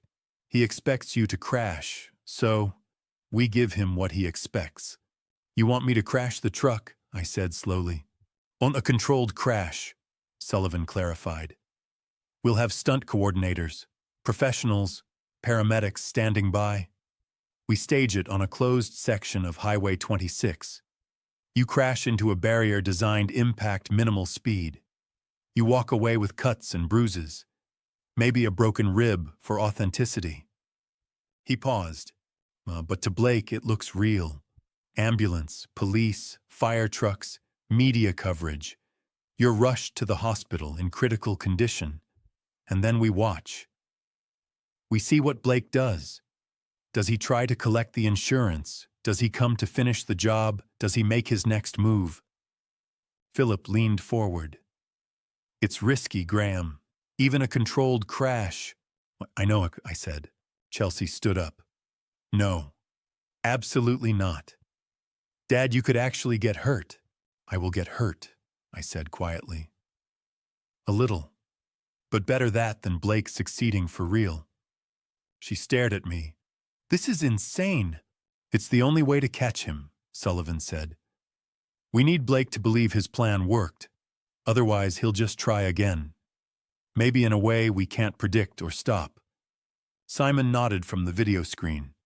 "I'll be on site, coordinating. We'll have every angle covered." Chelsea looked at me. Her eyes were wet. "Dad, I have to do this," I said. "We're so close. We can't let him slip away now." She closed her eyes, nodded once. They staged it the next afternoon. Highway 26. Section cordoned off by police. Sullivan had pulled strings with the department called in favors. Everyone involved was briefed. This was an undercover operation to catch an attempted murder suspect. I sat in my truck. The same truck Blake had borrowed. The same truck he'd sent to Bruno Marchetti to be sabotaged. My hands were shaking. A stunt coordinator came to my window. Young guy, maybe 30. "Mr. Mercer, you're going to drive straight, 30 miles per hour. When you see the yellow cone, you hit the brakes. They won't work, we've verified the damage. The truck will keep rolling." You steer into the barrier on the right. It's designed to absorb impact. Airbags will deploy. You'll be fine. You'll be fine. Easy for him to say. Sullivan walked over. Graham, you don't have to do this. We can call it off right now. I looked at him. No, we do this. He nodded, stepped back. Chelsea was standing by one of the police cars, watching. I could see the fear on her face. I started the engine. 30 miles per hour doesn't feel fast. Until you're heading toward a concrete barrier and your brakes don't work. I saw the yellow cone, pumped the brakes. Nothing. The pedal went to the floor. The truck kept rolling. For a second, just a second, I forgot this was staged. Forgot the professionals were watching. Forgot the barrier was designed to stop me safely. All I knew was I'm going to crash. I steered right, hit the barrier. Bang. Airbag exploded in my face. White powder everywhere. The truck jerked to a stop. My chest slammed against the seatbelt. Pain shot through my ribs. Then everything went quiet. Sirens. Voices shouting. Hands pulling me out of the truck. Paramedics everywhere. Real ones. They checked me over, put me on a stretcher. Isabel rib fracture, one of them said. Lacerations. Mild concussion protocol. They loaded me into the ambulance. Chelsea climbed in with me, her face white. Stan. I'm okay, I said. My voice came out weak. Good. That would sell it.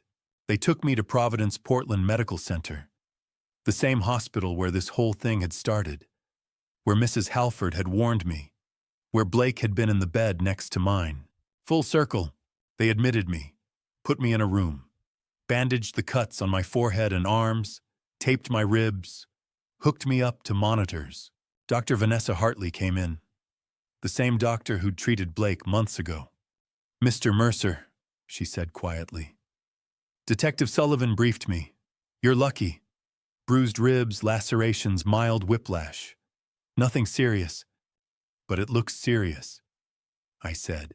It looks very serious, she agreed. Sullivan had arranged for a press release. Local news picked it up within hours. Portland businessman Graham Mercer, 67, was involved in a single-vehicle accident on Highway 26 this afternoon. Authorities say brake failure is suspected. Mr. Mercer is in critical but stable condition at Providence Portland Medical Center. Chelsea sat next to my bed. Blake's going to see this. That's the point, I said. We waited. Blake called that evening. I let it go to voicemail. Listened to it later. His voice was shaking. Dad, I just heard about the accident. Oh my God. I'm coming to the hospital. I'm on my way right now. Please be okay, please. He sounded devastated. Sullivan, listening to the recording, said, He's good. I'll give him that. Blake arrived an hour later. I was lying in the hospital bed, bandages on my head, IV in my arm, monitors beeping. Chelsea had stepped out Sullivan's idea. Blake needed to see me alone, vulnerable. He walked in slowly. His face was pale, eyes red like he'd been crying. Dad. He came to the bedside, took my hand. I heard about the accident, the brakes. They just failed. I nodded weakly. I don't understand what happened. They just stopped working. Blake's grip on my hand tightened. I'm so sorry, Dad. This is terrible. He looked at me, at the monitors, at the bandages, and for just a second, one brief second, I saw something in his eyes. Not relief that I was alive, disappointment that I wasn't dead. It was gone in an instant, replaced by concern, by tears, by the perfect mask of a loving son. But I'd seen it, and I knew. I'm going to be here for you, Dad, Blake said. Whatever you need, I'm going to take care of you. Thank you, I whispered. He stayed for 20 minutes, talked about how worried he was, how he'd do anything to help, how grateful he was that I'd survived. Then he left, and I lay there in that hospital bed, staring at the ceiling. He wasn't worried I might die. He was disappointed I hadn't. 2 days later, I was still in the hospital, resting, healing, playing the part. My phone rang. Blake, I answered. Hello. Ed, how are you feeling? Better, I said. Still sore. Listen, Blake said. His voice was warm, friendly. I've been thinking.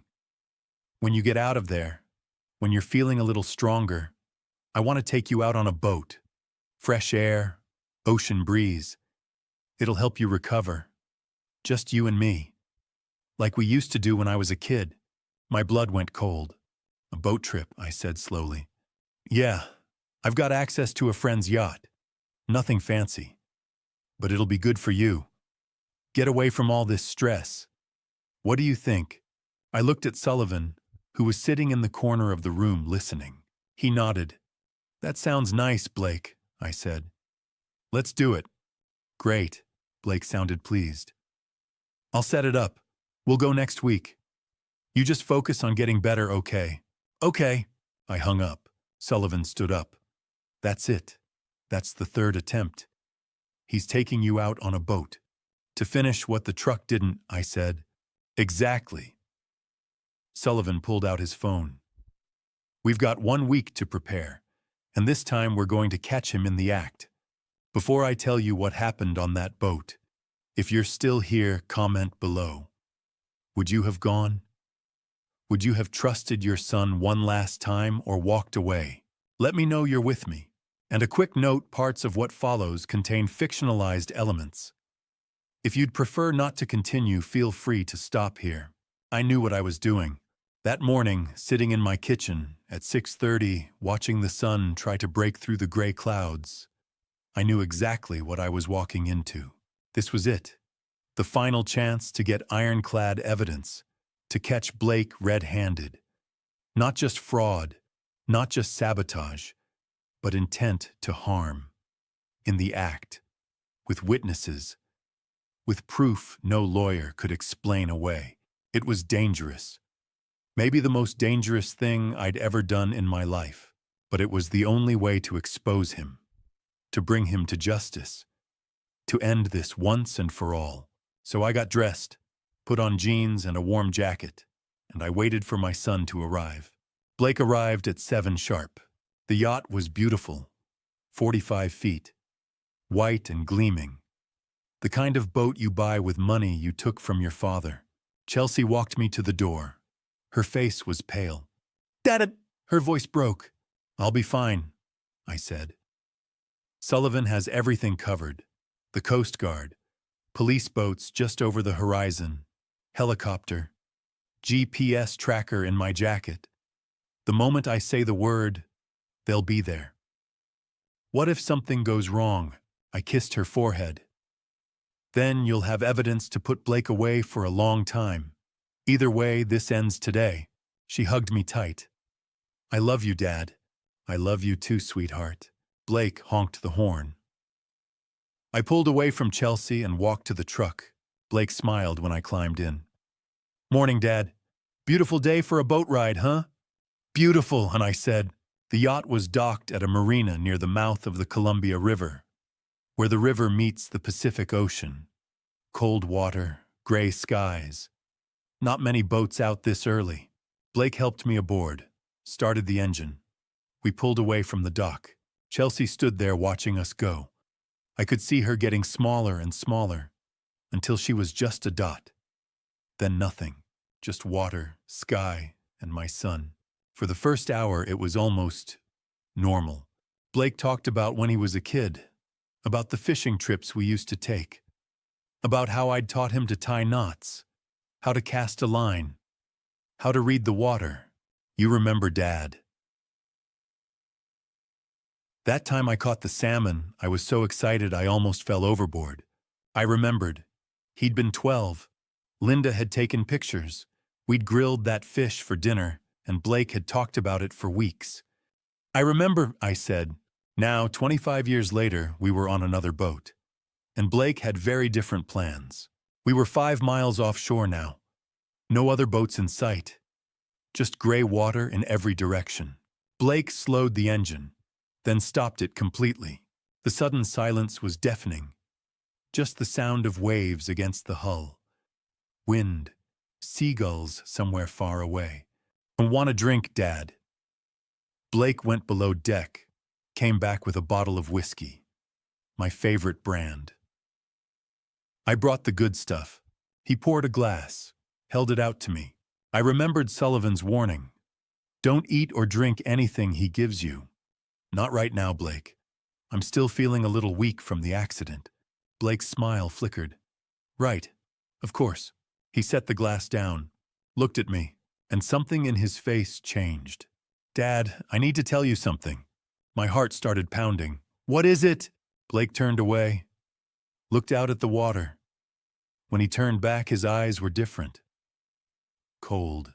I'm sorry, he said, for everything. Sorry for what, Blake? He laughed. Sharp. Bitter. Come on, Dad. You know. The truck. The brakes. I went still. You know about that. I know. Blake's voice rose. I planned it. Dad, you weren't supposed to walk away from that crash. It was supposed to end there. Quick. Insurance pays out. Problem solved. My blood turned to ice. Blake, but you survived. He shook his head. You always survive.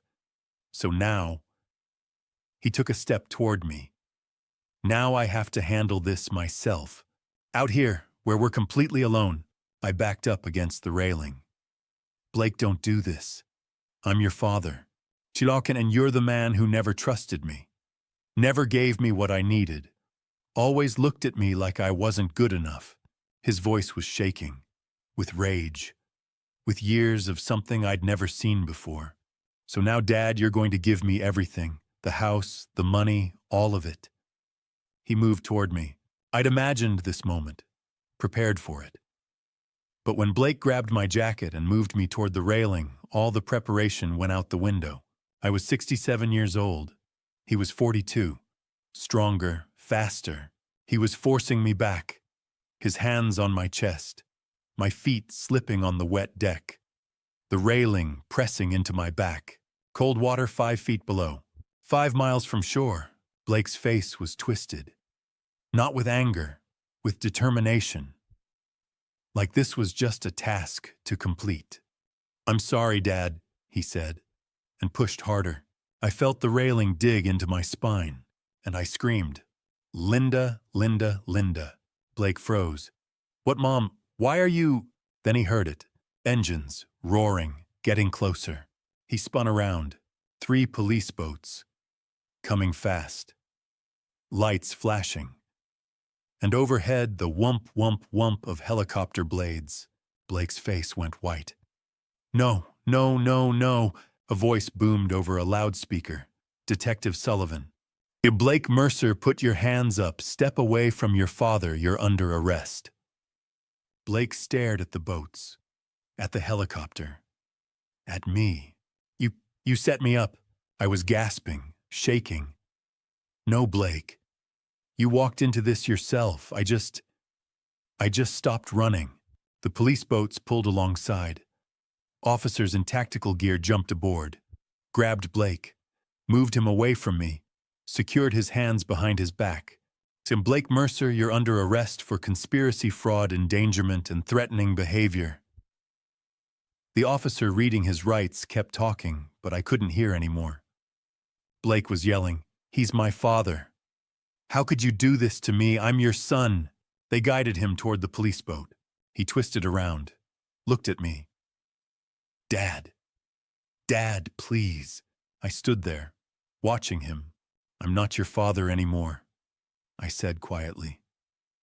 I'm just a man who survived what you tried to do. They took him away, and I collapsed onto the deck of that yacht. Sullivan climbed aboard, wrapped a blanket around my shoulders. It's over, Graham, it's over. At the dock, Chelsea was running. I saw her from the boat, saw her sprinting down the pier. By the time we pulled in, she was there, sobbing. I stepped off the boat, and she threw her arms around me. Dad, oh God, Dad!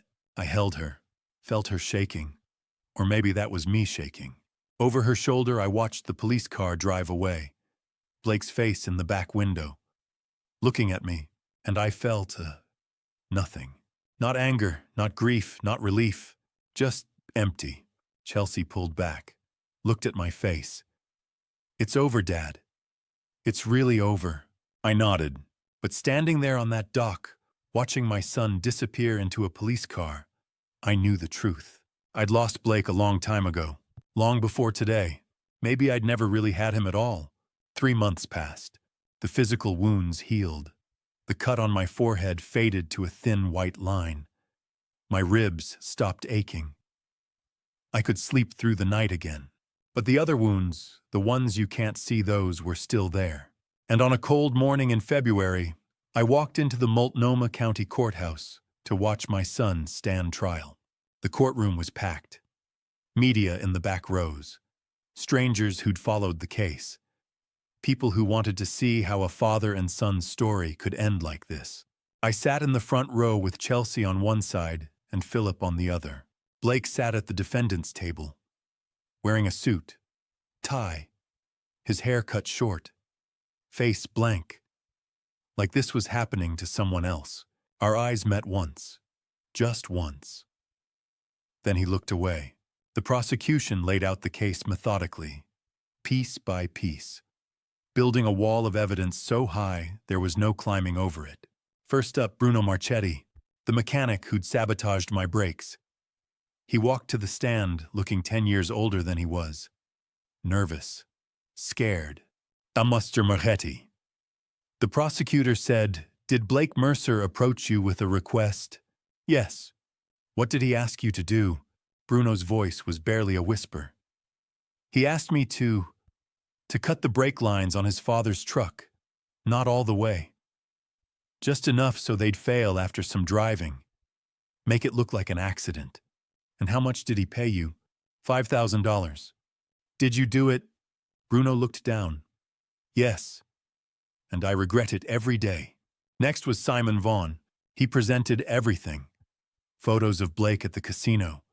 Emails between Blake and Sabrina. The recording of Blake talking about getting his hands on the house deed.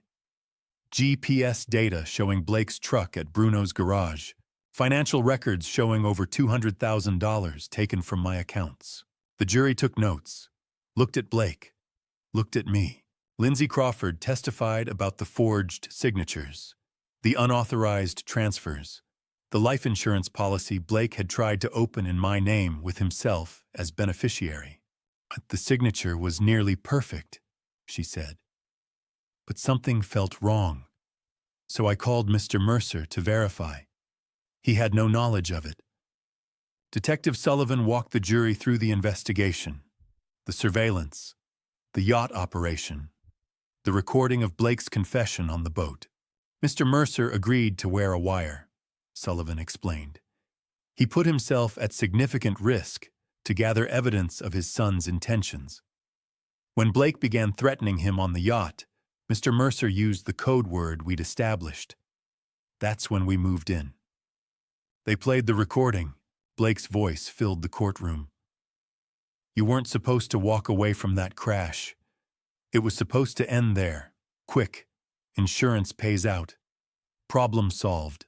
The jury sat frozen. Blake stared at the table. Then came Sabrina, Blake's wife. She'd been charged as an accomplice. Made a deal to testify in exchange for a reduced sentence. She wouldn't look at Blake as she took the stand. "Mrs. Mercer." The prosecutor said, "Did your husband discuss his father with you?" "Yes." "What did he say?" Sabrina's voice was quiet, filled with shame.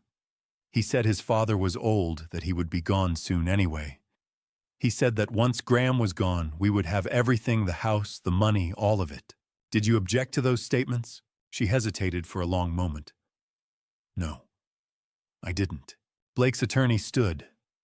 No further questions. Then it was my turn. I walked to the witness stand, placed my hand on the Bible, and swore to tell the truth. Blake watched me closely, his eyes fixed on mine. The prosecutor approached. "Mr. Mercer, can you describe your relationship with your son?" I took a breath. "Blake is my only son. I raised him. I loved him. When his mother passed away, I tried to be both parents. I worked hard to give him a good life and a future. My voice cracked. I never imagined he would do this. How did you feel when you learned what he had done? I looked directly at Blake. Betrayed. The boy I held as a baby, taught to ride a bike and sent to college, was planning to harm me. He wanted to take everything I worked for, to put my life at risk, all for money. I paused. Blake, I loved you, but you chose greed over family. And I can't forgive that. The courtroom was silent. Blake's face remained blank, but his hands clenched on the table. The defense attorney tried to portray me as a distant father, a man who pushed his son into desperation. He asked about long hours and money arguments. I worked to provide, I said. We had disagreements like any father and son. I froze my accounts only after discovering he forged my signature and stole $60,000.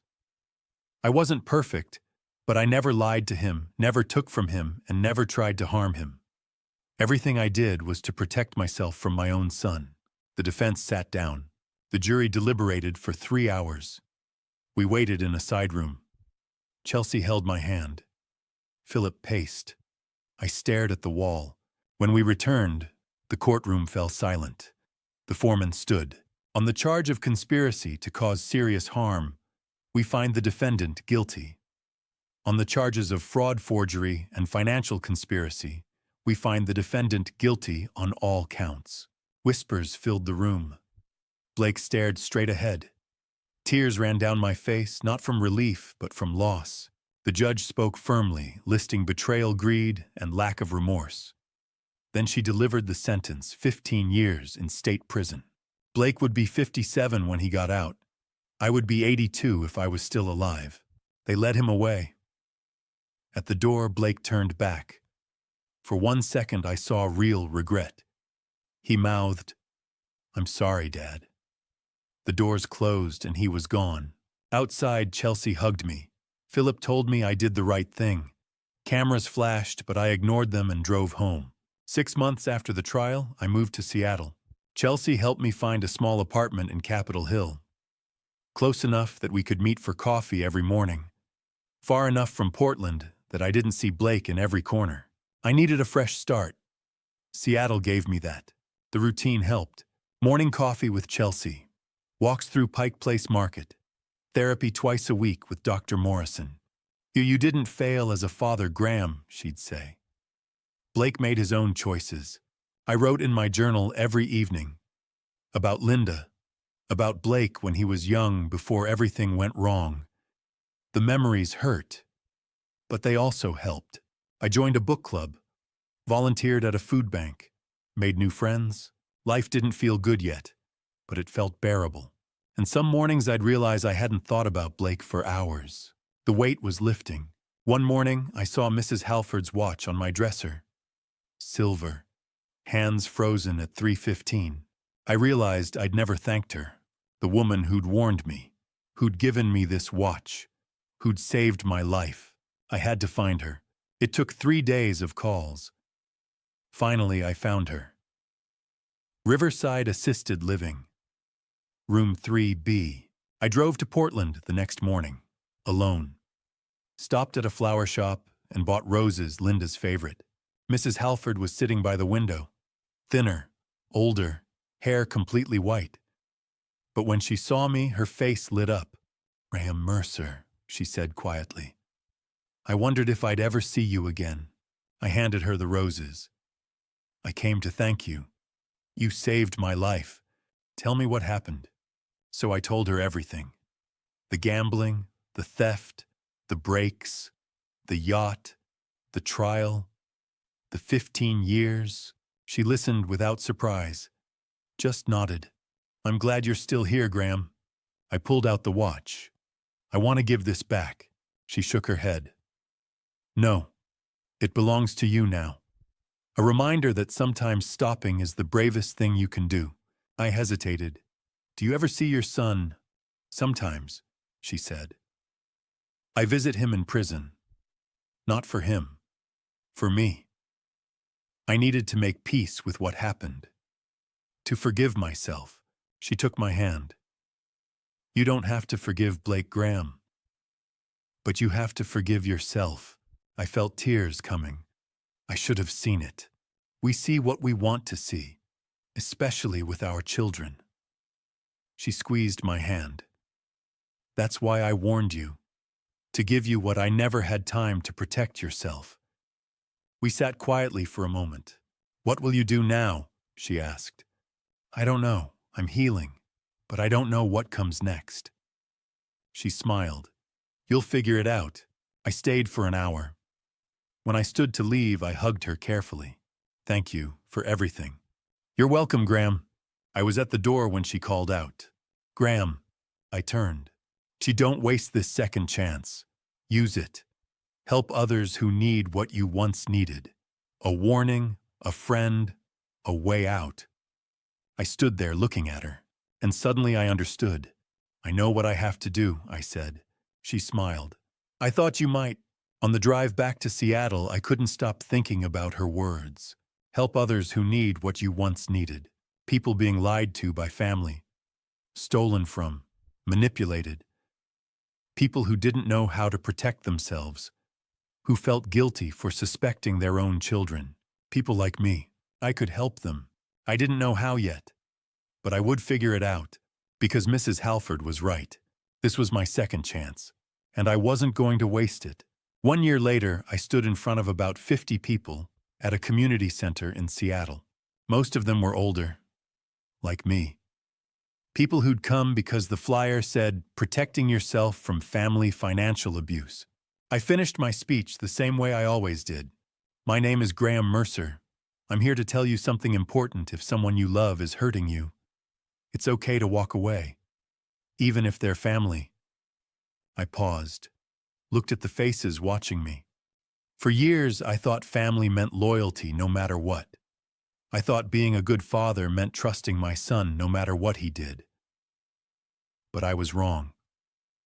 Family should protect you, not threaten you. And if they can't do that, I took a breath. Then it's okay to protect yourself. The room was silent. Then someone started clapping. Then another. Then everyone. I stepped down from the podium, and a man maybe 75 came up to me with tears in his eyes. Mr. Mercer. He said, your story saved me. My son was trying to access my bank account. I thought I was being paranoid. But after hearing you speak last month, I checked. He'd forged documents, tried to transfer money. I stopped it in time. He grabbed my hand. I'm safe now. Because of you. We stood there, 2 old men, crying, holding on to each other. And I thought, this is why I do it. The Halford Foundation. That's what we called it. Named after Mrs. Beatrice Halford, the woman who'd saved my life with a warning and a watch. Chelsea ran it as executive director. I served on the board and traveled around speaking at community centers, senior homes, anywhere people would listen. We offered free legal consultations, therapy, temporary housing for people who had to leave dangerous family situations, financial planning to help protect assets. In our first year, we helped 47 families, protected over $2 million from being stolen. 47 people who didn't have to go through what I went through. That number kept me going. My life now was simple, good. I lived in my apartment in Capitol Hill. Chelsea and I had dinner twice a week, went hiking on weekends. She was my anchor. The family I'd always had but hadn't fully appreciated until everything fell apart. Lucas, my grandson, lived with Sabrina in Beaverton. She'd gotten a suspended sentence in exchange for testifying against Blake. She was trying to rebuild her life, trying to be a better mother. Lucas wrote me letters every month, told me about school, about his friends, about the books he was reading. I wrote back every time, sent him books, told him I was proud of him, told him I loved him. I love you, buddy, how do you know? I'd write at the end of every letter, because he deserved to know that. Even if his father couldn't be there, even if things were complicated, he deserved to be loved, Blake was still in prison, serving 15 years. I'd never visited, never called, never wrote. People asked me about that sometimes. Don't you want to see him, talk to him? And I'd tell them the truth. I don't wish him harm, but I can't have him in my life anymore. That's my boundary, and it's necessary. Not hatred, not revenge. Just a line I needed to draw to survive. Some people understood, some didn't. But it wasn't about them. It was about me. About protecting the peace I'd fought so hard to find. Late one evening, I sat at my desk by the window. The city lights of Seattle glowed outside. Chelsea's photo sat next to me. Her and Lucas, smiling. And next to that, Mrs. Halford's watch, still frozen at 3:15. I opened my journal, started writing. It's been 2 years since Blake was arrested. 2 years since my life almost ended. But in so many ways, that was when it began. I lost a son, but I found myself. I found a daughter who loves me unconditionally. A grandson full of hope. A mission to help others who are going through what I went through. Mrs. Halford was right. Sometimes you have to stop to save yourself. This watch still shows 3:15. That's when everything stopped. But it's also when everything began. When you stop running from the truth, that's when you actually start living. I paused, looked at the watch. Family isn't always blood. Family is the people who show up for you, who protect you, who love you even when it's hard. I have that now. Chelsea, Lucas, the people at the foundation, the families we help. And I'm grateful. Every single day. I closed the journal, smiled. Outside, Seattle glowed. And inside, I felt something I hadn't felt in years. Peace. Real, true peace. They ask me sometimes if I've forgiven Blake. I tell them, I've forgiven myself. And that's enough, because I did the best I could. I loved him. I tried to help him. But in the end, he made his choices, and I had to make mine. I chose to survive, to heal, to help others. And I'm still here. And to you listening to this story, remember this.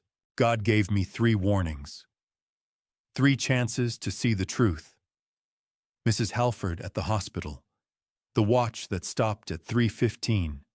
And that moment when I held the evidence in my hands and still wanted to believe my son could change. I ignored the first warning. I hesitated at the second. By the third, I almost didn't survive. Don't be like me. Don't wait for the third warning. If someone you love, family, friend, anyone is taking from you, lying to you, putting your safety at risk, trust what God is showing you. Trust your instincts. They're there for a reason. I thought being a good father meant endless forgiveness, unconditional trust. But I learned something harder. Sometimes love means letting go. Sometimes protection means walking away. God doesn't ask us to stay in harm's way to prove our love. He asks us to value the life He gave us. Here's my advice: set boundaries. Seek help. Don't be ashamed. And if you have to choose between their lies and your peace, choose peace. Every time. I'm 70 years old now. I almost didn't make it to 70. But I'm here. And if sharing my story helps even one person recognize the warnings I missed, then maybe it was all worth something. If this story touched you, please leave a comment below. Share it with someone who might need to hear it. And subscribe to this channel. We share more stories like this, stories that matter, stories that might save a life. Thank you for staying with me until the end. I know it wasn't easy. And a quick note. The stories you'll hear on this channel may contain fictionalized elements created for educational purposes. If this content isn't right for you, feel free to explore other videos that better suit your needs. Thank you. Stay safe. And remember, you deserve peace.